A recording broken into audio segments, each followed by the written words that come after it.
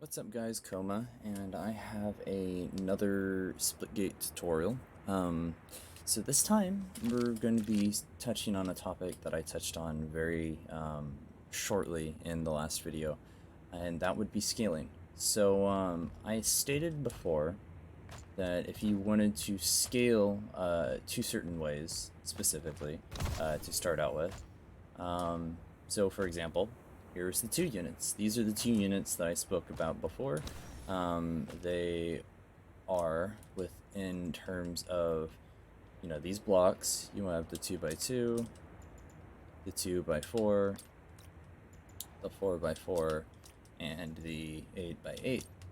And over here is the 3s, so you got 3, you got the 3x6, the 6x6, and this here is a 9x9. You'll notice I have the spawns on it, so it's not gonna let me get rid of it or anything.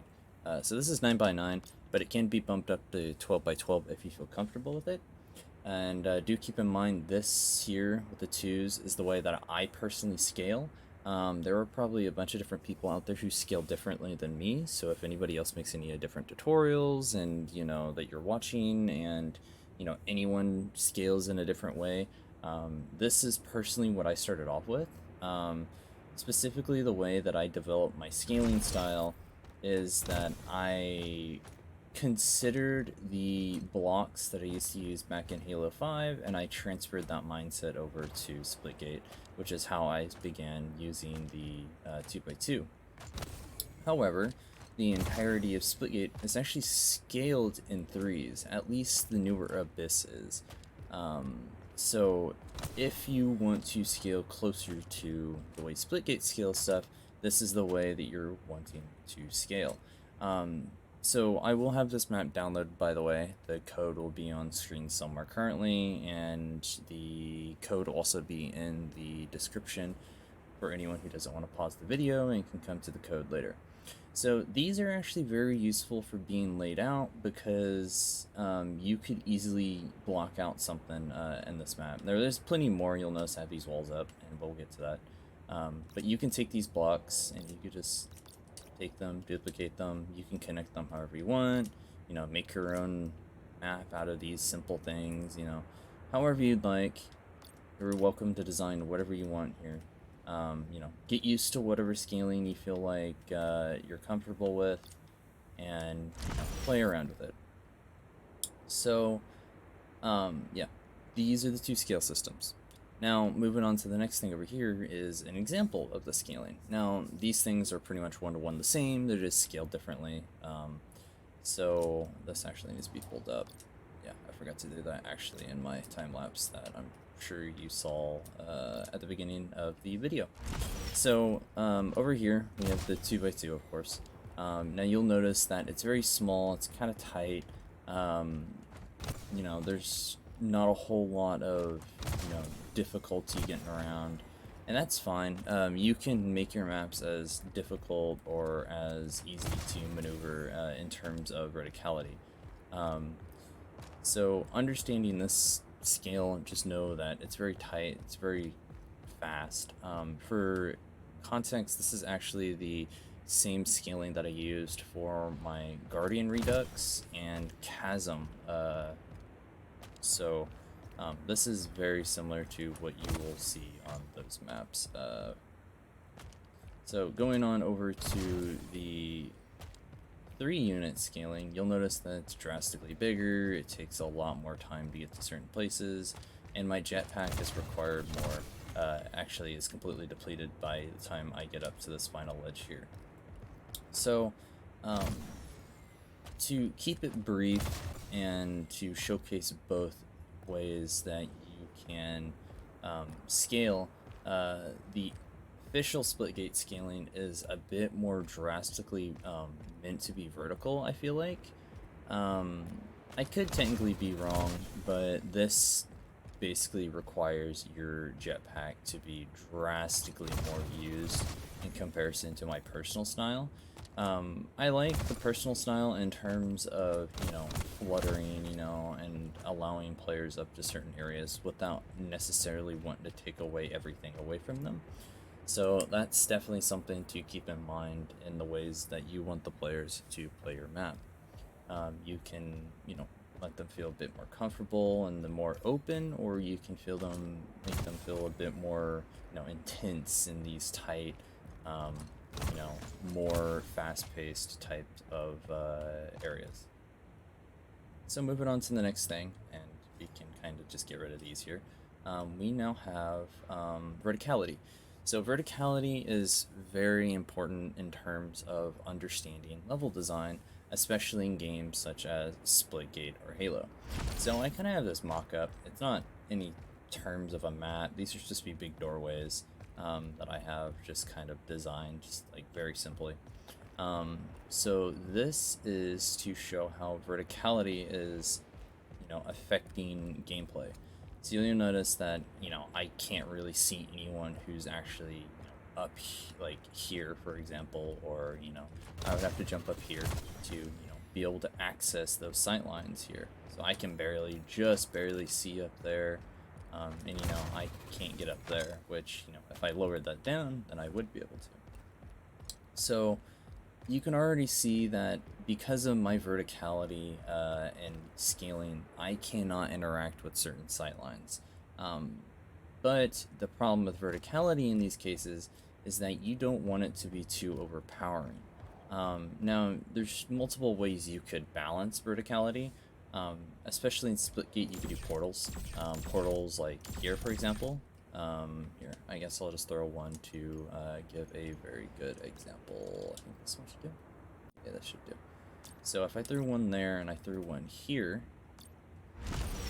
by default, I can't see up there, but if I throw a portal down, now I can see up there. So this is a balance in terms of I can, interact here without actually being up there. I want to explain, how these different verticality options work. So first of all, we kind of have the platform. Now the platform is very important because usually this means this is connected to like a big room, and this is meant to be interacting, with a certain area in a specific fashion. So in this case, this is supposed to interact with this, but you can kind of overextend and interact with a door. But because you're overextending, you're putting yourself out more, and even this doorway, if there's like a portal there, then someone could easily portal there and catch you off guard here. So this also showcases how verticality is actually very important for level design. So if I slowly back up, you'll notice that I no longer have line of sight of the floor, but if someone is at that edge and say I'm down here and engaging with them, I can run underneath them and completely cut sightline and then force them to drop down if they so feel like you're weak enough. So that's one way that you can interact with a lot of this. You can see that because I'm, moving back and forth, I can cut sight lines, I can create portal sight lines with Splitgate specifically, but this is very important to take note of. Now the next version would just be limiting ground. So this one isn't as hefty as the platform, but it does limit the player much more. So for example, I can only move a certain amount, meaning that, if this was a full-on wall that I couldn't go through, this would mean that I am strictly limited to only this play area, which means that anyone on this ledge here would be able to interact with me, and I can't move any other location. Now what you could even do is if you want to limit it more, you can pull it back more and make it to where, depending on the environment, even like the bottom floor can interact. But for the sake of time and me just throwing stuff together, I went ahead and just threw it like this, which works perfectly. I think it works just fine, and yeah, so it's just another case, kind of like a similar concept of this. You can notice that I threw the wall up here, therefore, you get the idea that anyone that would come through a doorway there would be cut off. I would technically probably extend this out more personally and probably do something else, but in terms of just understanding this and wanting to fully engage in this area here, this is how I wanted to set this up. And next is actually the ramp. So the ramp is probably the easiest way to balance out verticality. So you could easily, make this look like a rooftop of a building or something like that. But the ramp makes it very difficult to pull back verticality, just balance in general. Because when I back up, you'll notice that I'm always still going to be accessible from the ground in some form or fashion. Plus, with this doorway here, I have this doorway completely framed up with this wall, so anyone who comes through that doorway actually interacts with said rooftop. So it kind of poses the same case of these two here, that I can run up and be, in the middle, but it puts the person on top much more vulnerable than, these over here, because of the slanted roof. So you can continue this all around. As you know, you can see that I kind of pulled it all the way around, just for the sake of, understanding that this is a room and this is how verticality should be taken account of. Now, over here, we'll come back over here for a moment. You'll notice that these are scaled completely differently, in terms of the way that I was specifying. So verticality is very sensitive sometimes in level design, and if you do the 2x2, you definitely want to do 2 units tall in terms of, understanding the verticality. But if you do it 3 units tall, that means you're going to be requiring a bit more jetpack than by default. This is something that you're definitely going to have to play with. It's not the easiest thing to balance out. The reason that I overall enjoy the 2 units is because I'm very adapted to how Halo 5 scaling works.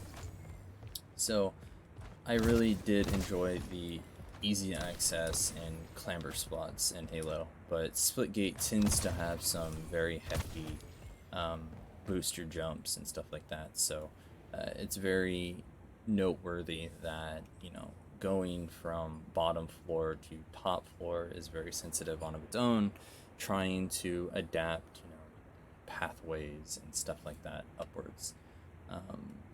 Granted, I do have a lot more that I do have planned for the next video, which will be on segmentation. So yeah, I am going to have this map.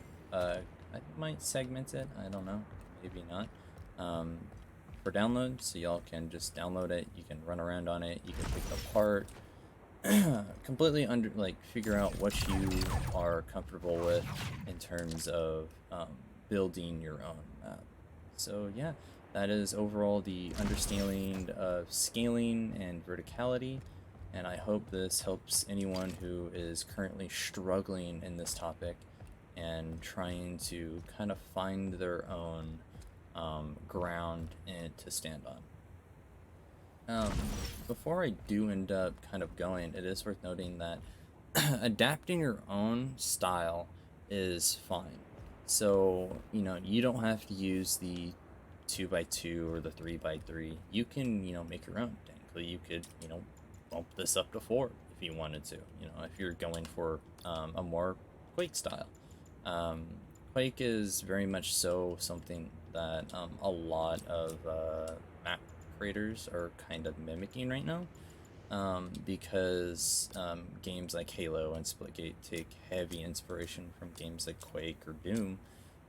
So a lot of people will want a much wider and more fast-paced movement speed type map. So whatever you're basing everything on depends on your scaling. But for me, I have a very Halo-esque kind of scaling system, which is why I like this, because you can easily mimic the idea of a crouch jump just with the simple clamber, and trying to adapt different scaling systems from different games is definitely something that you could also do as well, with Quake, Splitgate, or Halo. So yeah, just play around with some scaling. I've given you some options to, you know, pick apart, mess with, and hopefully a lot of these do help you create your very first map.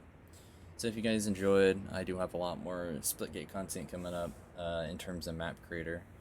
So you guys can like, share, subscribe, you know, share with your friends who are also map building. And yeah, Coma, signing out.